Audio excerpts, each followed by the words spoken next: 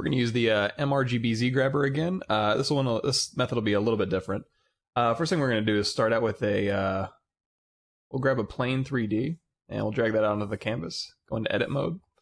And all this is, if we go into polyframe over here, is just a one single-sided plane divided evenly, which makes it nice for sculpting on. Let's turn polyframe off. Only problem is, since it's a ZBrush primitive, if we start sculpting on it, it's going to yell at us that we need to make it a polymesh 3D, which is easy enough to do. To get rid of this message, just click in the working space, and up here under Tool, you see this Make Polymesh 3D button. That'll make it into a polymesh 3D, which is now sculptable, so if you drag your standard brush over it, you'll see you can sculpt on it now. Let's go ahead and bump up the geometry so we can get a little bit more resolution out of that surface. And let's talk about symmetry really quick. You know that turning symmetry on is by hitting the toggle for that is X. So if we hit X, we have X symmetry turned on by default. If you go up here underneath transform, you can turn on different planes of symmetry. If you turn on X and Y, for example, you'll have X and Y symmetry. Also underneath the transform menu is radial symmetry. So with radial symmetry turned on, we'll go ahead and select deselect X and select Z. With the radial symmetry turned on, you'll see you have multiple points now. You kind of get a kaleidoscope type of symmetry, and you can adjust this radial count. So if you pump this up to like 47, it'll give you even more points to choose from.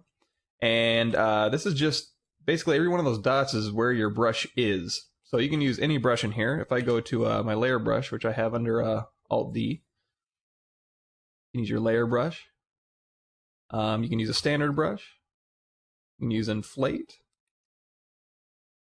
And I'm going to try and get some surface variation here because I'm going to show you with the MRGB Z grabber how you can make like buttons or reliefs. You can sculpt a skull if you wanted to, and then capture it as a mask and use it to put in your alpha to sculpt more detail with. In fact, you can go in, let's change our stroke to drag rect, and we'll grab an alpha. I get a star one. And with that selected, you can drag out, go ahead and drop our radial count down to like 14 or so. And you can drag out, details that way as well. So we got some depth going on there. That's good enough for me. So we'll go back, turn our alpha off, go into freehand mode, and we'll fill our screen with this new shape we've made. And then under transform, let's turn off radial symmetry, and actually let's just go ahead and get rid of symmetry altogether. And first thing we need to do is drop this onto the canvas in order to capture from it. There's two ways to do that. Either you can unclick this edit button, or if you wanted to, you can go and click on the simple brush, and it'll ask you, do you want to drop this onto the canvas before you switch tools? And of course, we can just say switch. That's fine. So now the sculpted plane is dropped onto the canvas. We'll hit that simple brush again, and we'll grab the MRGB Z grabber. And you can start from the middle if you want, and if you hold down Shift, it'll constrain it to a square. So I'm going to go ahead and capture everything we just did. What that does is capture both the color information, which is here in the texture, which we don't need. You can go texture, just click on this and go texture off.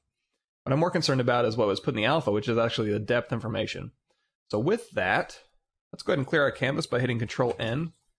And we'll grab, let's make a new plane 3D just like we did. So drag out a plane 3D, go into edit mode. We'll make it polymesh 3D. Subdivide it, let's say up to 5. It'll match our other one. And now with this alpha selected and drag rect, you drag that out, you're going to drag that depth information right back onto your plane. If you change your focal shift down to -100, you'll get those nice sharp edges again. Or if you wanted to, you could go into freehand, keep that alpha on. We'll go to stroke. You can turn on lazy mouse if you want. We'll put on roll. And now you can kind of roll that alpha out.